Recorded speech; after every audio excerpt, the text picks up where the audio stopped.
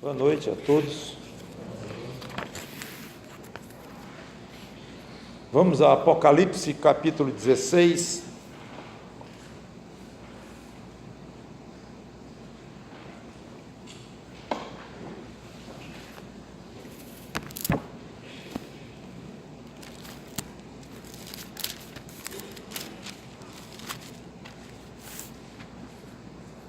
Apocalipse capítulo 16, nós fomos até o versículo 14 do capítulo 16, no domingo passado, quando nós falamos sobre o sexto flagelo, que foi derramado por uma taça, ou uma taça sendo derramada por um anjo. 7 anjos, cada um derramando uma taça, cada taça se constituindo de um certo flagelo, que temos comentado de um por um, desde o primeiro, comentamos o sexto inclusive.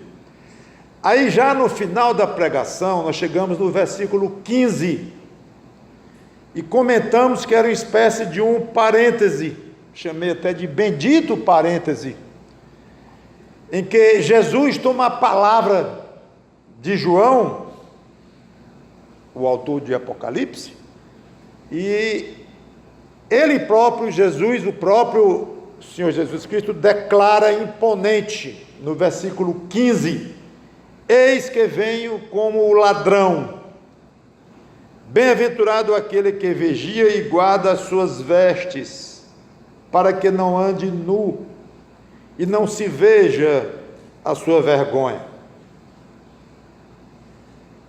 Vamos ficar neste versículo, depois vamos continuar, meu plano aí até o final do capítulo 16 hoje. Vamos orar. Obrigado, Senhor Deus, pelo privilégio de estarmos aqui mais uma vez com a Tua palavra aberta e que o Teu Espírito Santo nos ensine o que pudermos aprender. Salva pessoas com esta pregação, pessoas que precisam desesperadamente do Senhor Jesus Cristo, como todo ser humano precisa. Alguns já foram a Ele, já tiveram essa felicidade, a minoria, conforme Ele próprio diz, claramente que é a minoria, os que vão a Ele. Mas graças a Deus, porque fazemos parte dessa minoria, aqueles que somos salvos. E outros, os outros que ainda não fazem, tem misericórdia deles, como tiveste de nós, e leva-os a Cristo. É em nome dele, Cristo, que te pedimos e agradecemos. Amém. Então é como se Cristo tivesse aqui, disse: João, deixa eu dizer algo aqui antes de você continuar, porque é interessante que só restou um versículo relativo ao sexto flagelo, depois João passa para o sétimo flagelo. Mas ele vem falando do sexto flagelo, lá do versículo 12, 13, 14, aí no 15, Jesus diz uma frase, e devolve a palavra para João, e João então com uma frase encerra o que ele tinha a dizer sobre o sexto flagelo, e entra no sétimo. Então é curioso, que esse parênteses, que no original não tem o sinal gráfico de parênteses, na sua Bíblia tem, na minha tem, na minha tem o sinalzinho de parênteses aqui, mas isso é dos tradutores, isso não está no original não, é apenas implícito, é óbvio que assim foi. Comentei inclusive que esta revelação de vir como ladrão é típica de Jesus Cristo, ou do dia do Senhor, ou do grande dia de Deus, falado de várias formas. E é interessante como a vinda de Cristo, ela é chamada de o grande dia de Deus, é a mesma coisa. Ou pelo menos podemos dizer que o grande dia do Deus Todo-Poderoso, que às vezes ele pode ter ser considerado como um período mais longo, e nem muito definido, mas pelo menos ele culmina, com certeza, com a volta do Senhor Jesus Cristo. É o coroamento do grande dia do Deus Todo-Poderoso, é a vinda do Senhor Jesus Cristo. Então é como se Jesus tivesse avisado aos crentes que essa orgia demoníaca que estava acontecendo na terra como bem relata Apocalipse, com todos os seus selos e trombetas, e agora essas taças, que na realidade eram castigos de Deus sobre a terra, mas ao mesmo tempo dando liberdade para que o diabo exercitasse seus últimos esforços no sentido de tomar a humanidade contra o Senhor Jesus Cristo, em que os homens abertamente adoravam outros deuses, e como nós vamos ver breve no capítulo 17 e 18, falando da grande prostituta Babilônia. Então era realmente um tempo chamado também de tempo dos gentios no Novo Testamento, e vimos no domingo passado como da boca do falso profeta, da boca do diabo, o dragão, e da boca do anticristo, de cada uma dessas bocas malignas saiu uma rã, que eram espíritos malignos como rãs, como João definiu e falou, comparou. Então, e foram pelo mundo inteiro seduzir os reis da terra para lutarem contra Deus. Então, como é que pode? Vai se acabar tudo aqui?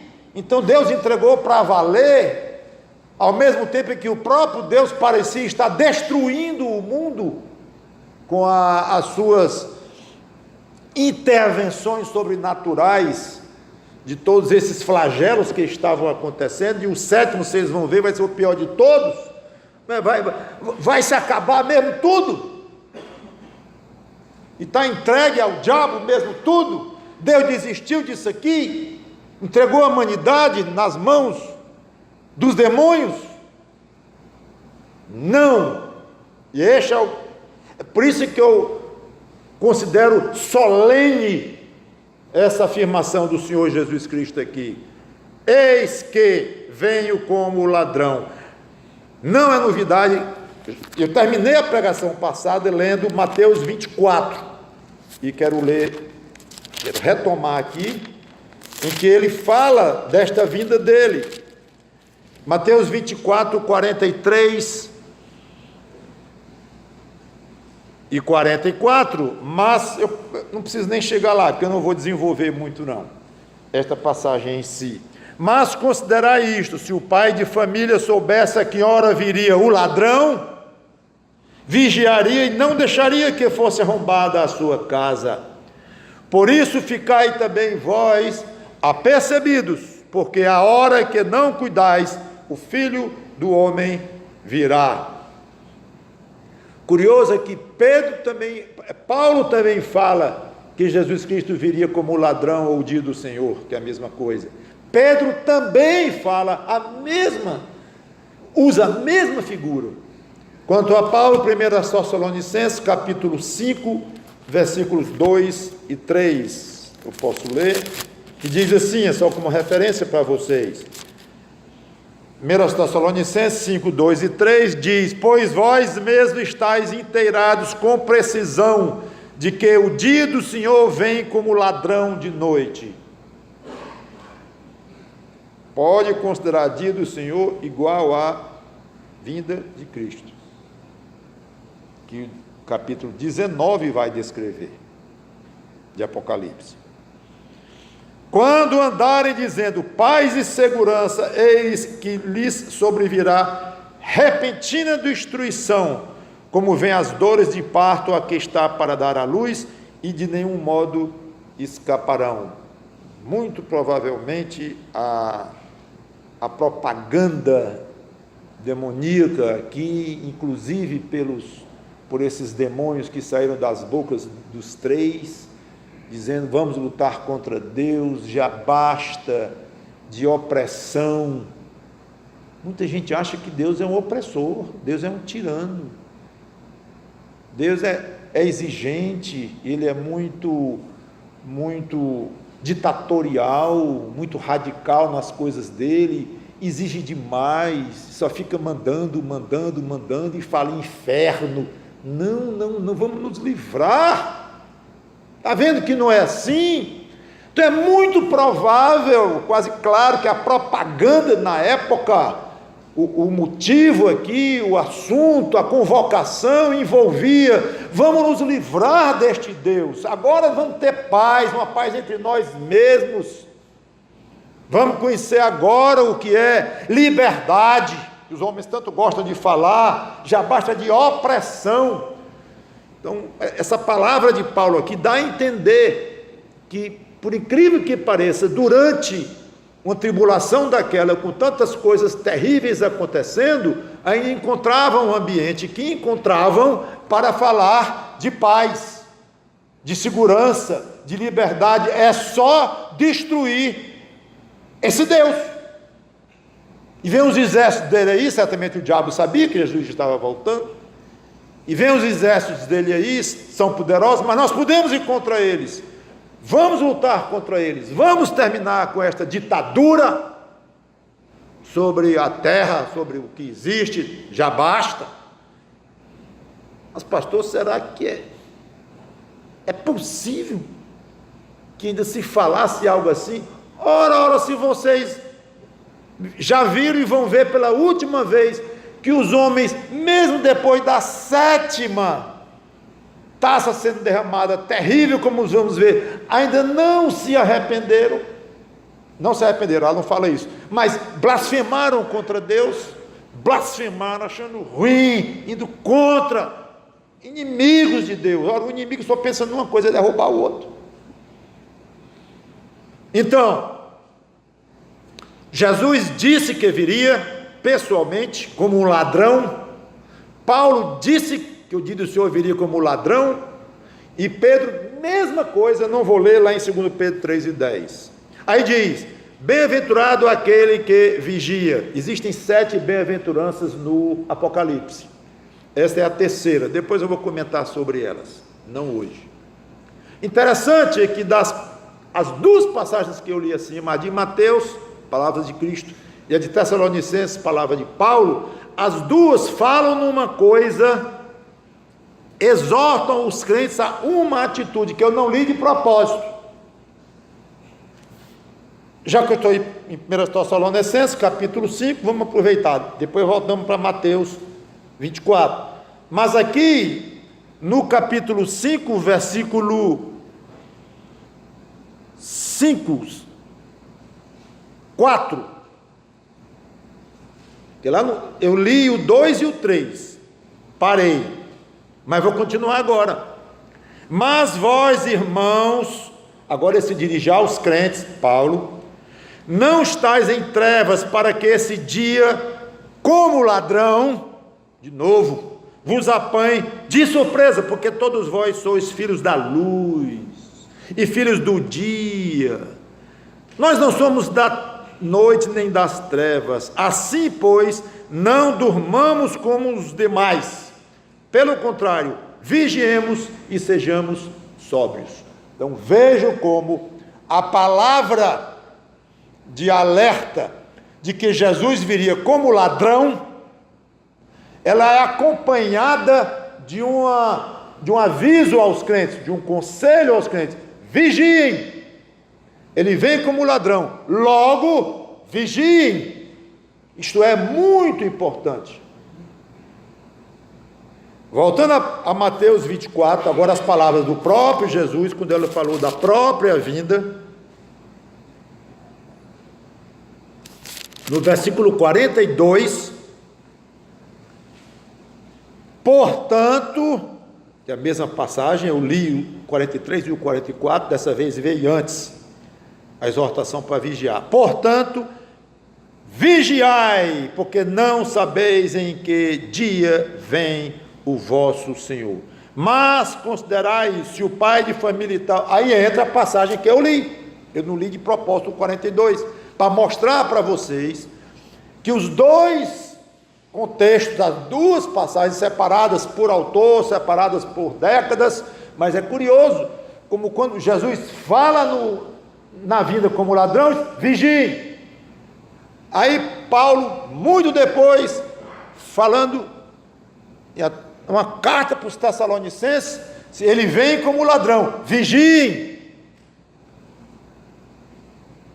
E muitas outras passagens alertam os crentes da necessidade de vigiar. Eu digo os crentes, porque na realidade, olha, vocês crentes vigiem, os outros estão liberados de vigiar, pode viver. É claro que não. Na realidade, é para todo ser humano vigiar. Mas o que isso tem a ver? O que isso, digo, tem a ver, não é tem a ver. O que isso vai apelar para o ouvido do que não crê em coisa nenhuma? Nada. Então, é claro, eu estou jogando a ênfase aqui, que é para os crentes vigiarem, é porque eles creem no que está escrito aqui. Então, vamos entender que essas passagens são muito mais para nós que cremos nisso. O outro não está nem aí. Quanto mais vigiar por uma coisa que ele nem crê, não tem sentido nenhum. Então, muitas outras passagens alertam os crentes da necessidade de vigiar. Inclusive, algumas passagens são tão fortes, eu não vou entrar aqui nisto, mas são tão fortes que dão a impressão de que a salvação depende do crente estar vigilante quando Cristo voltar. Depende dele ser vigilante ao longo da sua vida, culminando com ele estar vigilante quando Cristo voltar. Parece até que é assim, não é. A própria Bíblia deixa claríssimo que não é assim. Aquele que se converte deve vigiar, é importantíssimo que ele vigie, mas se ele não vigiar, se ele for relapso, ele não vai deixar de ter a sua salvação por causa disso. Não vai. Há passagens claríssimas sobre isso. Mas, para quem pensa, ao meu ver, erroneamente, que o crente pode perder a salvação, essas passagens sobre vigilância, especialmente as mais fortes, são matéria-prima para dizer, olha aqui, está vendo? Mas não é, eu não vou, obviamente, mergulhar neste assunto aqui, no famoso assunto da perseverança do salvo, uma vez salvo, sempre salvo, que de fato é o que se trata. Mas o que eu quero alertar é a absoluta importância aos olhos de Deus de uma vida vigilante e alerta por parte do crente. Absolutamente importante. Aliás, quando Jesus fala alguma coisa aqui em Apocalipse, ele fala tão pouco que o que ele diz deve ser extremamente observado por nós, porque é o resumo do resumo do resumo. Como eu disse, ele quase que como que toma a palavra de João, fala uma frase e volta para João. Aí depois ele próprio, Jesus, volta à terra com os anjos, como nós vamos ver. Então veja a importância do que ele está dizendo. Ele escolheu, de tudo que ele tinha para dizer, ele escolheu isto. Dizer que estava voltando como ladrão. Segundo, vigiem. Vocês que são meus aí, vigiem. Então, eu tenho uma sensação, irmãos, que a importância para Deus do crente vigiar é muito maior do que o próprio crente pensa e alcança. Às vezes nós nos achamos muito inteligentes, somos seres racionais. Então pronto, o que me importa é que a Bíblia ensina que eu sou salvo, a Bíblia dá motivos para eu crer que eu sou salvo, e eu acho que eu tenho o testemunho do Espírito Santo comigo que eu sou salvo de fato, ótimo. A Bíblia diz que eu não vou perder a salvação nunca, ótimo. Então, estou seguro, estou tranquilo. Isso aqui é importante. Mas cuidado, não, a vida eterna lá é boa, vai ser muito boa, de uma maneira ou de outra, eu não sei como é esse negócio de galardão maior, menor, eu não estou com Cristo lá? Tá, não estarei ao lado dele? Salvo, estará. Sem pecado algum? Sem pecado algum. Tá bom para mim.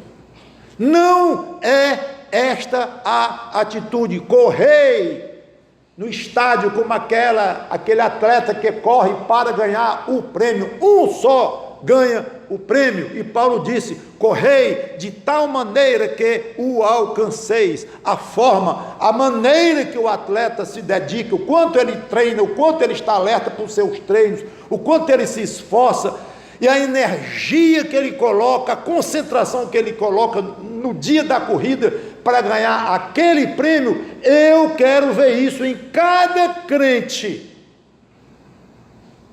Corra de tal maneira que seja você o que vai alcançar. Ora, mas se sou eu, então não é o outro. Se não é o outro, não. Para com esse raciocínio, não tem a ver. Pense só isso. Dê o máximo de si. Se isso não faz muito sentido na sua cabeça, ou se faz um certo sentido, mas você é preguiçoso, espiritualmente, cristamente falando, você é relapso, você não está ligando muito para as coisas de Deus, só quer saber das coisas do mundo e as coisas da outra vida fica para lá, saiba que isso é uma falta grave na sua vida. E se você se sente confortável com esse tipo de pensamento, quase filosofia de vida, como crente, vou me reservar para o céu. Se tiver muito pouco caladão, pouco me importa que eu estou com Cristo do lado. Você pensa que está elogiando Cristo com essa afirmação? Não, estou falando bem dele, eu estou dizendo que basta estar com ele. Eu já ouvi várias vezes crente dizer: ah, Jesus está preparando as moradas para os crentes. Pois a minha pode ser da última. Lá um quartinho, lá nos fundos do céu, eu estou morto de alegre. Você acha isso bonito, é? Que história é essa? De se satisfazer com um quartinho lá no fim. Que maneira é essa? É assim que você encara a sua vida aqui? É assim que você persegue muitas vezes o salário? Ou a garota com a qual você quer casar? Ou a casa que você quer morar? É assim que você persegue as coisas daqui? Com essa garra? Em dizer: ah, lá está tudo bem. E achando, o diabo é tão sagaz, que ele ainda acha, ele bota na cabeça do crente, que ele está fazendo isso, elogiando Jesus, Deus. Não, é elogio, lógico. Se eu estou dizendo que eu estou satisfeito com o pior canto do céu, só porque Jesus está lá, é porque eu quero muito bem a Jesus Cristo, não é? Sei não. Você que responda. Eu não vou julgar você. O que eu sei é que o crente é, muitas vezes, relapso. Sim, com relação a essa questão de vigiar. E não é à toa. Gente, tinha muita coisa para Jesus Cristo falar aqui, antes dele voltar para a terra. É a última vez que ele fala, que ele dirige uma palavra à humanidade, antes dele voltar para reinar aqui. E ele se limita a dizer: venham sem avisar e vigiem. Aí diz uma frase misteriosa: bem-aventurado aquele que vigia e guarda as suas vestes, para que não ande nu e não se veja a sua vergonha. Difíceis palavras dele aqui, e duras.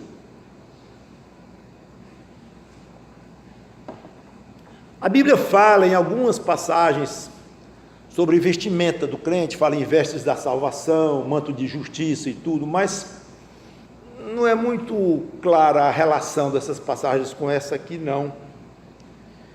E os estudiosos aqui acham uma coisa parecida com a outra, mas por rumo de... que eles praticamente todos acham que é um complemento à exortação de Cristo para vigiar, dizendo assim: ande com dignidade, como se o vestir aqui fosse a vida da pessoa. Ande então com dignidade, guarda as suas vestes, não perca, não deixe estragar, tome cuidado. Seria aqui algo como comportamento, obras, serviço, que resultarão ou não em galardões. Ele não explica isso aqui tudo, como eu disse, não vou descer muito a fundo em o que seria isso que ele quer dizer, mas pelo jeito, a grosso modo, parece que isso é o que ele quer dizer aqui. O crente sem obras passará pela vergonha de ser salvo. porque será como salvo pelo fogo, sem galardões. 1 Coríntios 3, 13 a 15, que eu não vou ler, mas se você quer aprofundar um pouquinho mais no que Cristo quer dizer aqui, pode ser uma passagem para você e ler. Então, isso tem muito a ver, sim, com a ideia de vigiar. Vigiar é exatamente estar super atento para suas ações e reações, como falamos hoje pela manhã, querendo imitar o Senhor Jesus Cristo, para seu comportamento cristão, seu testemunho. Fique atento, ele volta a qualquer momento e quer que você vigie. O que é vigiar? É isto. É estar constantemente observando o que Deus quer que você faça, o comportamento ideal de um crente e vivendo de acordo, alerta, querendo aumentar a sua sabedoria em Deus, sua sabedoria de Deus, pedindo a Deus sua sabedoria cada vez mais, sabendo que Ele dá, e todo o tempo com isso em mente. Gente, o cristianismo não é uma religião para se lembrar dela domingo ou sábado à noite. Para mim, antigamente eu era criança, tinha que ser domingo, aí depois podia ir para a missa sábado à noite. Então vamos sábado à noite, vamos domingo, ótimo, ficou mais opção e tal, ritual ali. Cristianismo não é ir para serviços religiosos em dias tais e tais e tais, para cumprir certos rituais, dar ofertazinha, dar o dízimo pontualmente. O cristianismo não é isso não.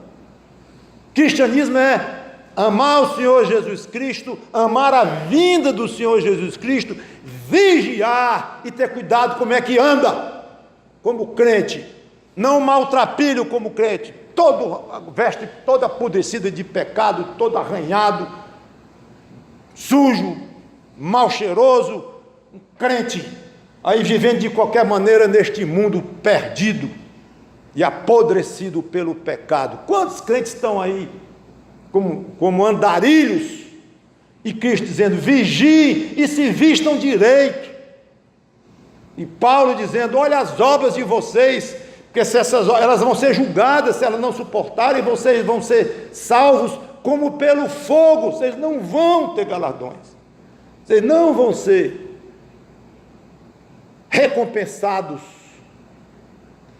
E é mesquinhez espiritual, repito, é uma coisa que eu tenho falado pouco aqui, é mesquinhez.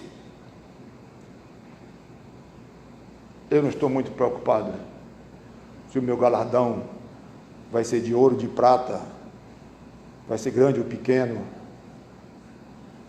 mais uma vez achando que está esnobando, né? Porque não está preocupado com riqueza, está no céu. Não está preocupado com riqueza no céu? Que vergonha para o crente, como diz o inglêsão, não o americano, inglês, shame on you.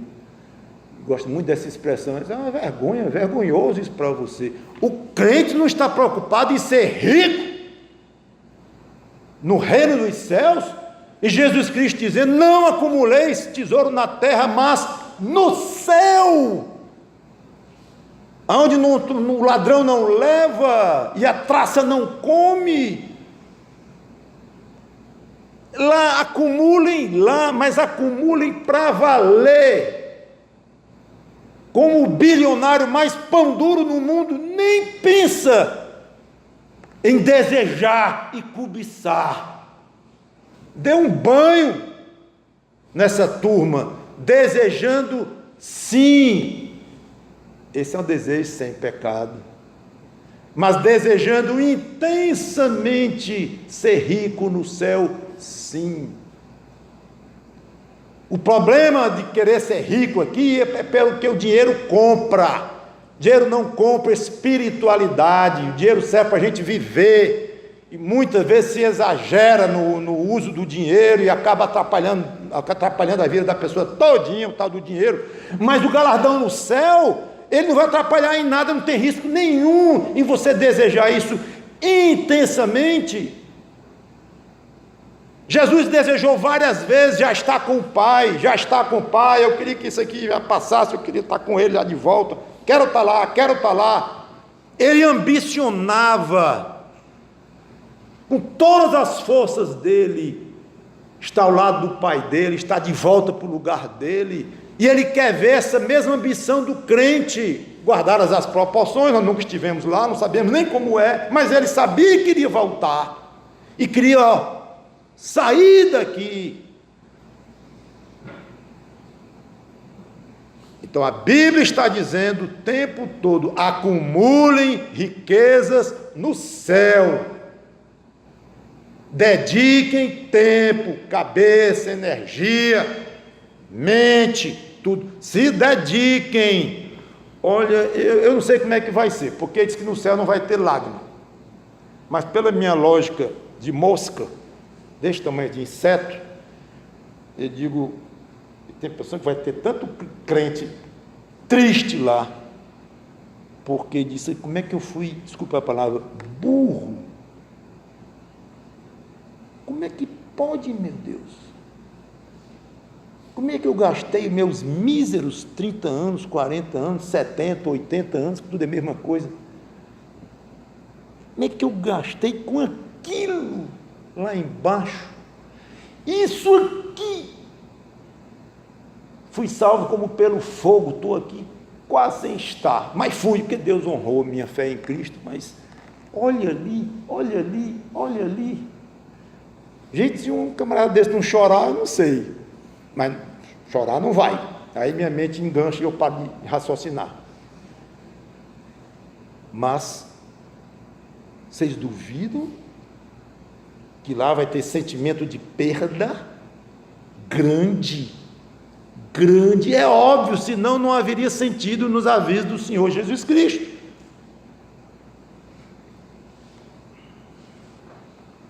Em suma, a Bíblia deixa claro que a salvação pela fé é irreversível. Por outro lado, adverte que esse fato da salvação pela fé ser irreversível nunca deve ser motivo para o crente ser relaxado. Muito bem, João, pode continuar aí com o seu sexto flagelo. João, ok, senhor. Aí diz uma frase, versículo 16. Então, estamos então em Apocalipse 16 e 16. Então os ajuntaram, peraí, quem ajuntou quem? Os 7 espíritos, os 3 espíritos malignos como rãs, que saíram da boca de Satanás, do anticristo e do falso profeta, saíram para juntar os reis do mundo inteiro para uma peleja, uma guerra contra Deus. Lembra? Está lá no versículo 14. Então, no versículo 16, João retoma o próprio contexto mesmo. Então, os ajuntaram, os demônios conseguiram formar uma coalizão internacional. Os ajuntaram no lugar que em hebraico se chama Armagedon. E aí está o famosíssimo Armagedon. Todo mundo já ouviu várias vezes essa palavra. Então agora nós vamos fazer um estudo profundo de cada vez que a palavra Armagedon aparece na Bíblia. Acabou o estudo, porque só tem essa. Não, pastor, leia mais sobre os Armagedons. Não tem. Armagedon só tem, falando em Armagedon, uma vez na Bíblia. Só. Está aqui. Imagine agora o que se especula em cima disso, porque não tem referencial, ou quase não se tem, informações vagas, ou tanto quanto. Quer dizer, esse vagas depende do que a gente, da exatidão que a gente quer dar, do tamanho do microscópio. Para o Espírito Santo foi suficiente o que ele falou sobre Armagedon. Para crentes querendo saber mais as coisas, examinar mais, aí vai longe. Li muito sobre Armagedon, esperando este momento. Então eu resolvi pegar um trecho em que eu concordasse, achasse interessante e que dissesse o que eu gostaria de dizer depois de tanto ler, tanto estudar e tanto ver opiniões diferentes. John MacArthur, no seu comentário de Apocalipse, o que ele fala aqui eu vou resumir e vou abrir aspas, e depois ainda vou adicionar algumas coisinhas. Abrindo aspas. Har Magedon é uma palavra hebraica que significa Monte Megido. Como não há uma montanha específica com esse nome, e Har, que vem antes da palavra Magedon, pode se referir a uma região montanhosa. Então é provavelmente uma referência à região montanhosa em torno da planície de Megido, cerca de 60 milhas, 100 quilômetros, mais ou menos, ao norte de Jerusalém. Mais de 200 batalhas foram travadas naquela região, incluindo a derrota dos cananeus por Baraque, o juiz chamado Baraque, a vitória de Gideão sobre os midianitas, lá fala no vale de Jezreel, que é outro nome para a planície de Esdrelon. Lá também houve a derrota de Josias, rei Josias, que era um homem bom, um rei fiel a Deus, mas vacilou contra Neco, e Neco disse, sai do meio que eu não quero guerrear contigo, Josias. E Josias cismou de enfrentar Neco, e morreu lá, em Megido. A planície de Megido e a planície vizinha de Esdrelon será o ponto focal da batalha do Armagedon, que se espalhará por toda a extensão de Israel, até ao sul, com a cidade edomita de Bozra. Aqui eu já concordo em parte, mas deixa assim. Outras batalhas também ocorrerão nas vizinhanças de Jerusalém. Há muita discussão sobre o tamanho dessa batalha, a extensão dessa batalha. Vários acham que ela vai até a cidade de Bozra, lá já perto de Edom, por causa de profecias tais, não que está escrito aqui, claro, mas com boa base também, mas são opiniões. Outros acham que essa batalha vai durar vários anos, e que está falando aqui apenas do ápice dela. Há vários pensamentos. Esse aqui é o que eu acho que mais focalizou. E eu quero adicionar ainda, de tudo que eu andei lendo, que houve uma cidade antiquíssima chamada Megido, fortificada por Salomão, pelo ano 1000, mais ou menos, antes de Cristo, 900, antes de Cristo, e depois abandonada, talvez no século V ou V, antes de Cristo. No local da antiga fortaleza, há hoje, isso pode ser visto na internet, inclusive eu vi várias fotos, há hoje lá um site arqueológico, perto de um kibbutz, que é uma moradia de judeus. Esse kibbutz é chamado de Megido, mas não é a cidade de Megido, não existe essa cidade chamada Megido hoje. O que há é esse site arqueológico, e dizem os estudiosos que lá tem mais de 30 camadas arqueológicas, de épocas diferentes, que indica muitas ocupações do local, e é obviamente alvo de muitas visitações, de turistas e tal, e aqui onde vai ser exatamente a batalha e tal,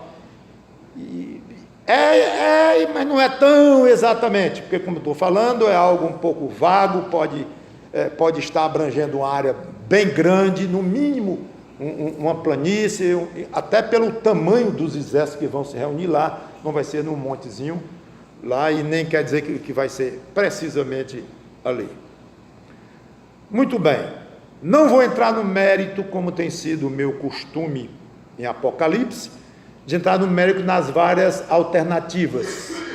Fulano acha isso, Armagedon, ciclano acha aquilo, já o outro acha aquilo, o outro acha aquilo, todos com a sua própria base, e homens sérios, mas que eu não vejo muita eficácia prática para nós, com essas interpretações personalizadas e é uma mistura até mesmo de interpretação com sugestão, e até um pouco mesmo, ou muito de de especulação. Eu apenas quero tirar algumas lições claras que esse texto ensina e alguns fatos. Primeiro, quanto à batalha ou guerra do Armagedon, o texto bíblico nos ensina: será uma batalha de exércitos do mundo inteiro contra Deus.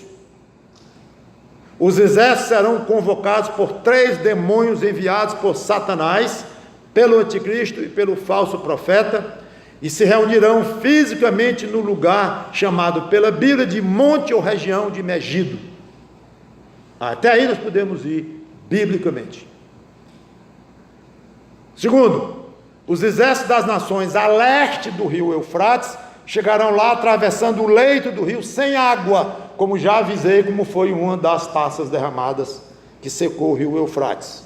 Então nós sabemos que países a leste do Eufrates, em que eu citei Índia, China, Paquistão e Japão, muita população, e de alguma forma os exércitos vão atravessar o rio Eufrates enxuto. Já comentei isso, não preciso mais repetir. Terceiro, a batalha será realizada num determinado período, chamado de o grande dia do Deus Todo-Poderoso, que se inicia ou culmina com o próprio dia da volta de Cristo. Podemos ter certeza disto também. Quarto, essa batalha voltará a ser referida lá em Apocalipse 19, versículos 17 a 21, com mais detalhes, como veremos quando chegarmos lá. Eu pensei em parar neste ponto, ir a Apocalipse 19, tirar o que tinha da batalha lá e já aproveitar o contexto aqui, como eu fiz algumas vezes, mas eu preferi assim, deixar a cronologia como João estabeleceu, nesse caso aqui. Então, é quase inacreditável, depois de tantas demonstrações de poder da parte de Deus, que os governantes do mundo tenham coragem de continuar aliados ou submissos mesmo ao anticristo, e ao declararem guerra contra o próprio Deus. Mas é assim que vai acontecer. Assim é a raça humana quando o Espírito Santo não atua. Por outro lado, os crentes debaixo de grandes sofrimentos são aliviados com a promessa de Cristo, de que Ele irá retornar, e são altamente exortados a prosseguirem com a vida cristã exemplar, conforme já comentei. Então haverá um contraste tremendo entre homens blasfemando contra Deus ali, no meio todos aqueles horrores, e ao mesmo tempo pessoas crentes em Jesus Cristo esperando firmes e com testemunho belo, até sendo mortos como mártires, ou mortos por causa de um efeito de um cataclisma desse, mas firmes. Contraste, e que a sua vida seja um contraste também entre os que não são de Cristo e os que são de Cristo, como você que é de Cristo. Sétimo flagelo. Então, versículo 17, podemos ir lá, Apocalipse 17,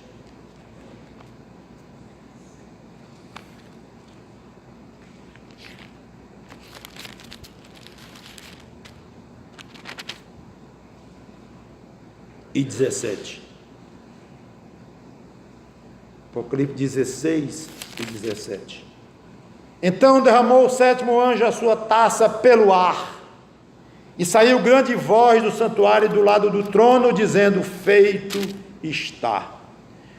E sobrevieram relâmpagos, vozes e trovões, e ocorreu grande terremoto, como nunca houve igual, desde que há gente sobre a terra.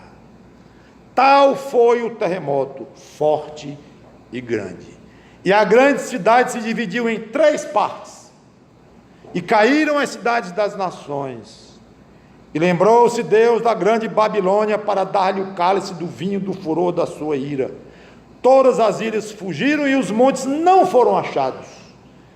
Também desabou do céu sobre os homens grande saraivada, com pedras que pesavam cerca de um talento, Um talento em torno de 40 quilos, mais ou menos. 40, 50 quilos. É o que um ser humano comum pode carregar, um saco de cimento. É o peso disso aí. Pedras caindo. E por causa do flagelo da chuva de pedras, os homens blasfemaram de Deus, porque o seu flagelo era sobremodo grande. 3 pontos a observar. Primeiro, o 7º flagelo se constituiu de 3 fenômenos. Primeiro, tempestade sobre a terra, raios, trovões, relâmpagos, inclusive vozes. Não sabemos, talvez de origem sobrenatural ou pelos trovões, não sabemos. Segundo, um terremoto fortíssimo na própria terra, conforme tem lá no versículo 18. Não vou ler, mas o profeta Ageu, o livro de Hebreus, fala de terremotos fortíssimos, Deus abalando o mundo de uma maneira muito forte. E esse terremoto aqui vai ser totalmente diferente de tudo que já aconteceu neste mundo. Chuva de pedras sobre a terra, cada uma pesando 40 a 50 quilos. Eu andei lendo que o registro que se tem do maior meteorito que já caiu sobre a terra em tempos passados e causando estragos gigantescos pela energia que eles tinham ao cair, o maior pesava 2 quilos. Isso eu li, estou passando para frente, os que são dados a essas informações, tudo para até ajudar a pesquisar ou coisa assim, mas eu li algo assim, dando a entender que não se pode imaginar o efeito de uma pedra de 40 quilos caindo sobre a terra numa velocidade muito alta. Segunda observação. Primeiro, de que se constituiu o flagelo. Segunda, as consequências do flagelo. Primeiro, a grande cidade se dividiu em 3 partes. Qual é a grande cidade? 2 opiniões de grandes estudiosos de Apocalipse. Jerusalém. E eles dão uma base muito interessante, em Zacarias 14, que fala o Monte das Oliveiras se fendendo em 2, e dando a entender outras passagens também, Isaías, de que Jerusalém vai sofrer mudanças enormes, mesmo geográficas, topográficas, antes de Jesus Cristo voltar, que seria aqui então o cumprimento. Aí alguns dizem, mas isso aí é um flagelo, então Deus está castigando a humanidade com isso, e vai castigar Jerusalém também. Então é um ponto um pouco discutível aí, e não, mas a proposta de Deus sobre Jerusalém aqui seria um pouco diferente, preparando o caminho para o milênio de Cristo e tal. Então não se tem uma resposta extremamente adequada. Se tivesse, não haveria divisão nas interpretações, ok? Então, uns acham que será Jerusalém. Agora, é interessante que a base que eles dão, que são algumas passagens proféticas, essas passagens não perderam o valor não. A gente poderia tirar Apocalipse do meio, já que a passagem é dúbia, e irmos para as próprias profecias, várias delas, que apontam claramente, sim, para Jerusalém, sobre grande modificação física do seu local, e uma destruição muito grande que vai ter lá, antes de Cristo voltar. Então a opinião, a interpretação que visa Jerusalém, tem todo o sentido. Já outros dizem, não, Jerusalém não vai estar na linha de fogo de Deus, neste flagelo, no momento desse em que ele está destruindo quase o mundo inteiro, para Cristo voltar, não vai fazer isso com Jerusalém. Essa é a grande Babilônia, que aliás é comentada aqui, e Deus lembrou-se da grande Babilônia no versículo 19, como eu li. Então ele quase que adiantou o que ia já dizer. É como dissesse, a grande cidade, aliás, é Babilônia. Então alguns acham que é Babilônia. Vamos falar bastante de Babilônia breve. Muito bem, então, ou Jerusalém, ou Babilônia, ou você pode ter uma terceira interpretação, terceiro pensamento, e fique à vontade. Segunda consequência, caíram as cidades das nações, versículo 19. seja qual for a grande cidade que ele fala aqui, ou Jerusalém, ou essa Babilônia que vai acontecer, o fato é que todas as cidades, pelo menos as mais proeminentes do mundo, vão ser afetadas, duramente afetadas, talvez destruídas, muitas delas, com o que vai acontecer. Então Cristo provavelmente voltará para um mundo destruído, sim, praticamente destruído e bastante modificado, como nós vamos ver aqui, inclusive topograficamente. Não é só que os prédios tais terão desaparecido, a praça tal, o aeroporto da cidade. Não, isso é pouco com o que vai acontecer na terra antes de Cristo voltar. E há uma passagem interessante de um cientista, que eu vou já ler, eu já estou perto de encerrar. Aí é curioso que depois de registrar que todas as cidades vão cair, João comenta quase como um detalhe que Deus se lembrou da grande Babilônia para dar-lhe o cálice do vinho do furor da sua ira. Só que não é detalhe, claro. Mas é algo tão importante que João dedicou, o Espírito Santo dedicou 2 capítulos inteiros e longos, vocês vão ver, do livro de Apocalipse, para falar exclusivamente da queda dessa grande Babilônia. Só explicar o que é isso, grande Babilônia, já foi motivo de livros e livros e livros e livros e livros, só este assunto, o que é essa Babilônia. Então, na próxima pregação, vamos começar o capítulo 17, em que João, depois de relatar essa 7ª taça derramada aqui, ele vai fazer um apêndice, um complemento, ainda dentro da 7ª, ele vai chamar João, um anjo vai chamar João e dizer: vem cá, João, eu vou te mostrar uma coisa à parte, quanto a esse julgamento das nações aqui, eu vou te mostrar o que vai acontecer com essa grande Babilônia, como vamos ver. Por fim, como última consequência, terceira, todas as ilhas fugiram, e os montes não foram achados. Então, como eu disse, não é o prédio tal que desapareceu, desabou, não, montes inteiros vão desaparecer. Tem um crente de algumas décadas passadas, criador de um instituto famoso nos Estados Unidos de criacionismo, ele é cientista, chamado Henry Morris. O filho dele continuou o trabalho dele e tal, tem muitos livros, é muito interessante, já tem algumas décadas. E ele tem um livro sobre Apocalipse, inclusive, estou acompanhando, e abrindo aspas, ele diz assim, abrindo aspas agora, Henry Morris: a topografia suave do mundo originalmente criada, tempo de Adão, será restaurada. Não haverá mais grandes cordilheiras, desertos ou calotas de gelo inacessíveis e inabitáveis. O ambiente físico do milênio será, em grande parte, uma restauração do ambiente pré-diluviano. Fecha aspas. Henry Morris em um registro de Apocalipse. Interessante a opinião desse cientista crente, muito culto, autor de vários comentários, inclusive, não só Gênesis, mas ele levando mesmo de maneira literal o que está escrito aqui, fala-se, como ele diz, o que são ilhas? Ilhas são montanhas embaixo d'água, em que a gente vê só o cucuruto, só a cabecinha da montanha chama de ilha, mas ilha é isso, como ele diz, vão desaparecer, então vai ser nivelado muita coisa, e ele fez muito livro sobre o dilúvio e tal, ele explica que a gente nem entende, como cientista que ele é, mas os montes tenderão a serem nivelados, e como ele disse aqui, haverá uma topografia bastante diferente do que a que temos hoje, uma ideia de gigantesco movimento na superfície da Terra, alterando profundamente a crosta terrestre, é o que deverá acontecer.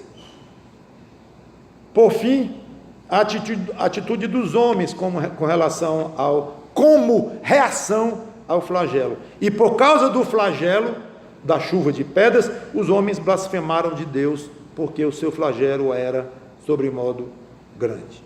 Ah, pastor, O senhor já leu aqui outras vezes, não foi? Que os homens blasfemaram e não se arrependeram das suas más obras, e aqui tem uma repetição disso. Não.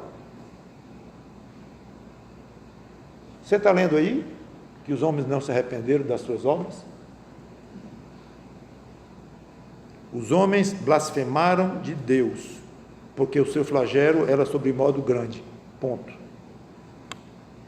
Muito sugestivo. Eu sei que o estudioso da Bíblia deve ter muito cuidado, olha aí os professores de escola dominical, os outros pastores, deve ter muito cuidado com o silêncio, em pegar o silêncio e fazer algo muito maior do que o silêncio significa ou quer significar. Temos de ter cuidado com isso, eu sei. Mas é sugestivo esse silêncio sobre arrependimento, não falou mais. Antes ele já havia falado 2 ou 3 vezes. Os homens blasfemaram e não se arrependeram. Blasfemaram, desejaram a morte, mas não se arrependeram. E aqui, já o Cristo voltando, blasfemaram, ponto. Sugerindo que arrependimento não estava mais disponível. Sugerindo. Já havia fechado. Não havia mais essa possibilidade que Deus deu tanto e tanto. E, eu tenho passagens aqui, mas é porque o tempo não deu, mas a Bíblia fala que Deus estabeleceu para si mesmo uma medida para suportar pecados. Ele fala da medida dos filisteus, lembra dessa passagem? Então tem as passagens aqui anotadas, fala, Deus tem um limite da sua paciência, ele não é infinito, mas ele resolveu estabelecer um limite, ele próprio. Até aqui eu não vou mais suportar pecado de gente, já basta. Então pode ser que tenha chegado este tempo aqui, blasfemaram, arrependimento, João nem fala mais, nem se comenta mais, não sei, é só uma sugestão. O fato é que agora Cristo estava já na beira de voltar, mas muito pecado, e Deus queria dar um fim a isso aí, e já está chegando no ponto. Vamos então investir 2 capítulos sobre essa tal desta grande Babilônia, com muito desprazer, como tivemos muito desprazer em falar do anticristo, mas tivemos acho que dedicamos 2 ou 3 pregações, não é para ele, é contra ele. Então, vamos ter que dedicar 2 capítulos para Babilônia, porque João assim o fez. E eu não vejo a hora de chegar no 19. Vamos orar. Obrigado, Senhor Deus, pela Tua palavra. Como eu pedi no início, nos dirige a Cristo, os que já somos dele, cada vez mais pertinho dele. E tenhamos muito cuidado com o nosso andar, vigiando e desejando ansiosamente sermos ricos no céu. E essa riqueza inclui ser bom na terra, amar as pessoas na terra. Tem nada a ver com riqueza de dinheiro, de patrimônio aqui, que vai tudo se acabar. Obrigado pela Tua palavra e que pessoas sem Cristo venham, Senhor Deus, a se converter com esta pregação. Em nome dele, Cristo, pedimos e agradecemos. Amém.